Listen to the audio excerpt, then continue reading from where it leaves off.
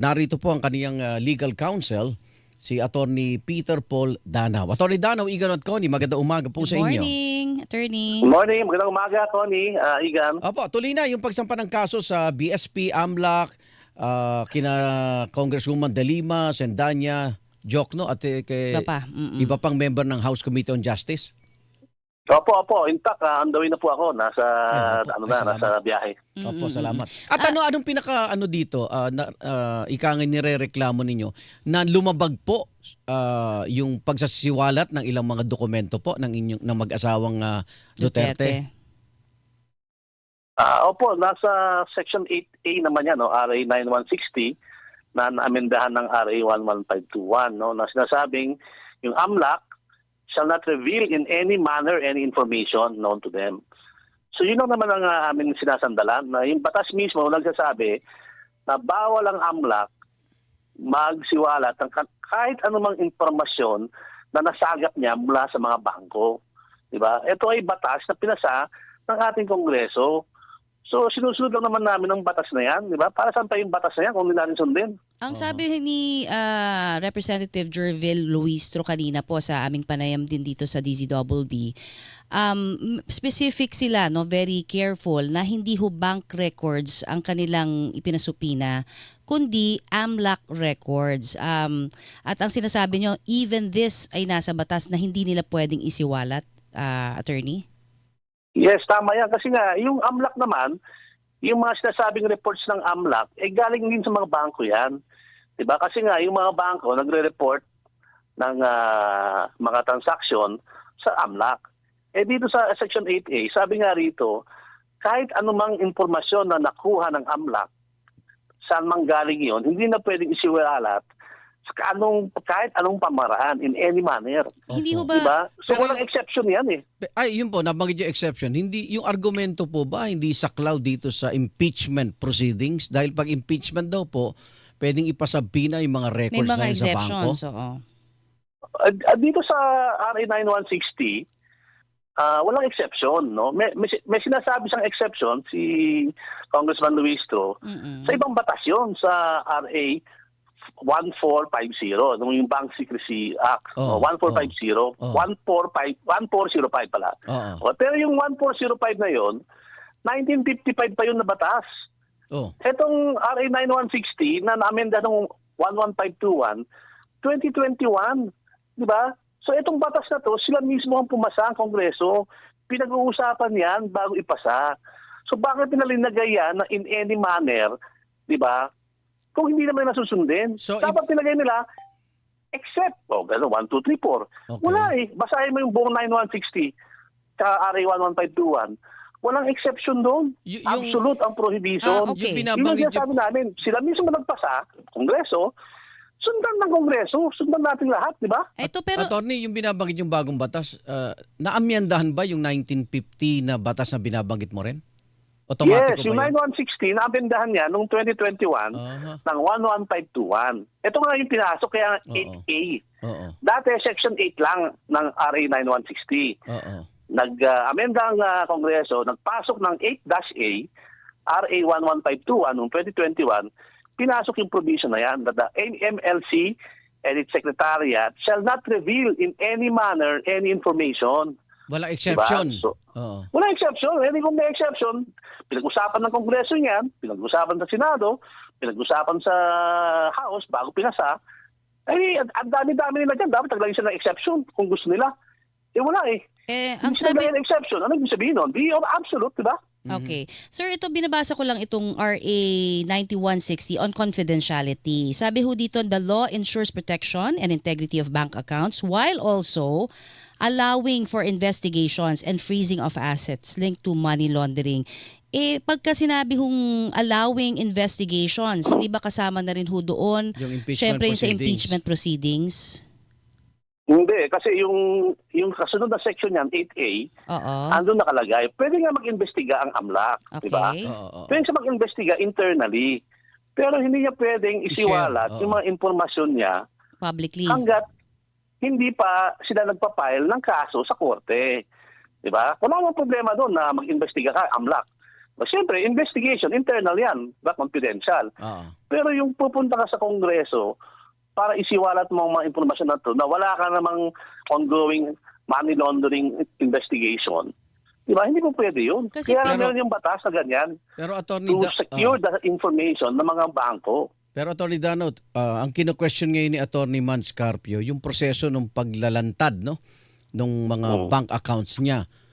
Pero sa pakipag-usap mo ba sa kliyente mo, kinukumpirma niya yung bank accounts na yun? O 3 billion ang 3 to pumapasok. 6 billion daw. 3 billion sa kanya. May nabanggit ba na may ganung pera po na pinag-uusapan? Nung nausap kami, talagang dinideny niya yung sinasabing 3 billion o 6 billion daw na may laman dun sa accounts niya. No? Wala siyang ganung pera. Di ba? At saka bukod yan, ito kasi sinamarize kasi ito ng AMLAC, itong mga reports. Di ba? So, hindi nga kami nabigyan ng kopya. Di ba? Kasi nga, supposedly, confidential yan. So, masasagot namin yan lahat, detail, isa-isa, kapag nakakuha na kami ng kopya, diyan sa House, sa Committee on Justice. In fact, humihingi nga kami ng kopya para maaral din namin saan ba nanggaling itong mga summary at mga conclusion ng AMLAC. Yung pumasok na mga transactions. Oo, ano ba yung mga transaction na yan? Kasi sinasabi na lahat, in, out, totoo bang may ganon, di ba? Kasi galing dapat sa bangko yan eh. Yung bangko mismo ang magsasabi na merong ganyan. So, ang unang tanong, meron ba talagang report ang bangko na ganyan? Diba? Pero AMLAC na po yun, di ba? Galing din naman sa mga bangko, sabi nyo nga, ang kanilang sources nito. Hindi, kasi nga yung, alam mo na, siyempre, pag covered transaction ka, basta 500 above yan, i-report ka ng bangko. Hindi naman ibig sabihin nun, pag i-report ka ng bangko, illegal. Ibig sabihin nun, illegal na yun. Okay. Diba?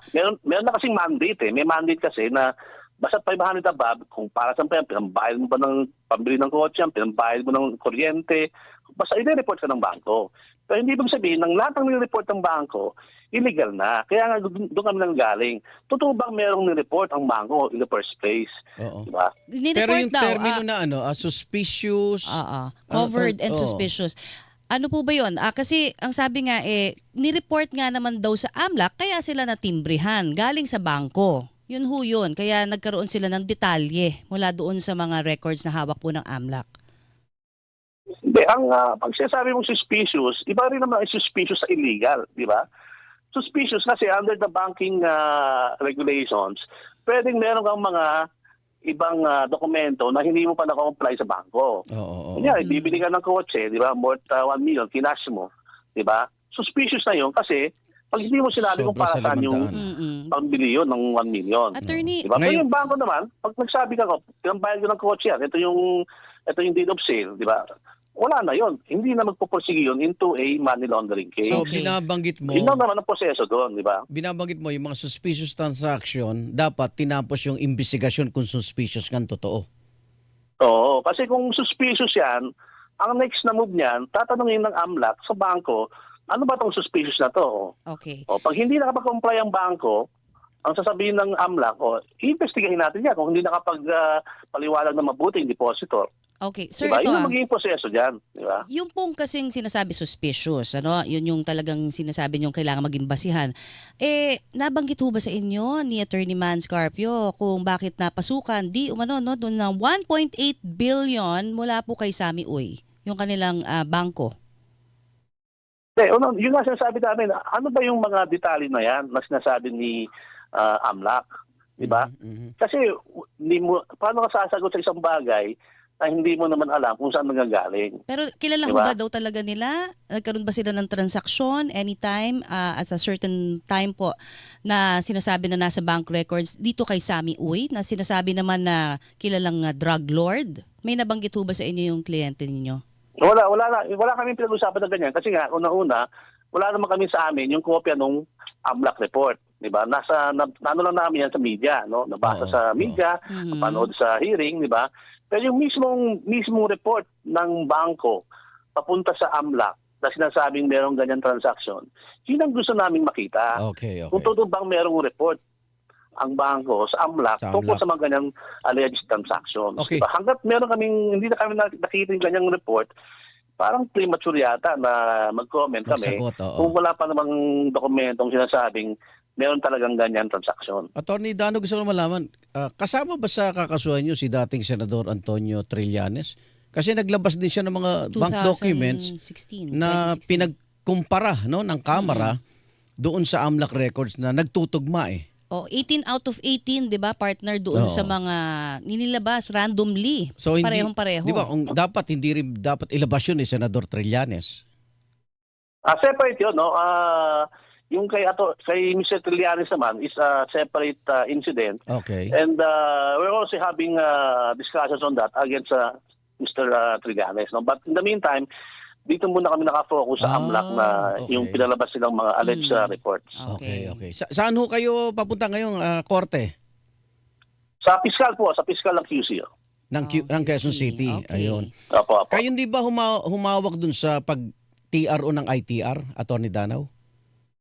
Kami rin po yung sa RTC na yun, sa RTC ng QC, yung pinanamin kaso. Anong balita sa QC RTC pag naglabas? RTC. RTC naman yun. Opo. Anong balita na po doon? Magdedesisyon na si Judge kung tama ba o mali yung ginagawang pagbukas ng mga annual tax returns, no? So nakapag sumagot na rin yata yung OSG na abogado nila Congressman Luis Trot at saka ni Speaker D. So pagkasagot nila, magdedesisyon na yung korte. Hindi ba naunahan na dahil sinabit na yung ITR sa Kamara? Naunahan na yung inaasahan yung TRO? Hindi naman kasi nung nakita namin pagkatapos ng hearing, sinilyohan naman. Hindi binuksan. Hindi naman linadlad. No? Tama. Nilagay sa isang box na sinil. So ibig sabihin, hindi rin pwedeng gamitin muna ng House Committee on Justice. Kung baga, andun siya, pero hindi linadlad. So hahabulin nyo diba? na wag ito mabuksan din yung kanilang ITR. Kung buksan nila later on yan, tingnan natin kung anong magiging reaction ng judge. Kasi alam na ng House na may kaso yan, di ba? Pero ang sabi nga po ni dating BIR Commissioner Kim Inares, pahintulot lang ng Pangulo ang kailangan para mabuksan po Pwedeng itong buksan box ng ITR or tax records po ng mag-asawang Carpio. May pahintulot ba na nilabas? Wala pa. Hindi, nasa batas po daw. Na kung maaari. Isa sa mga option yun. Kung sinasabi lang merong batas at sinasabing kaya ni Pangulong Presidente mag-utos, ilabas na yung presidential order para masabit namin sa korte. Diba? Kasi nasa korte na batas yan. Okay. So kung ano man ang gagawin nila, we will just submit sa court and then the court will decide kung sinong tama. Tama ba sila o tama kami? Okay. Attorney Danaw, di na namin kayo abalahin. Papunta kayo sa fiscal ngayon. So, Ingat po kayo, maraming Attorney. salamat sa mga impormasyon pong binigay niyo. Sige. Ingat. Thank you, Bye-bye. Anthony. Ingat po. Thank you.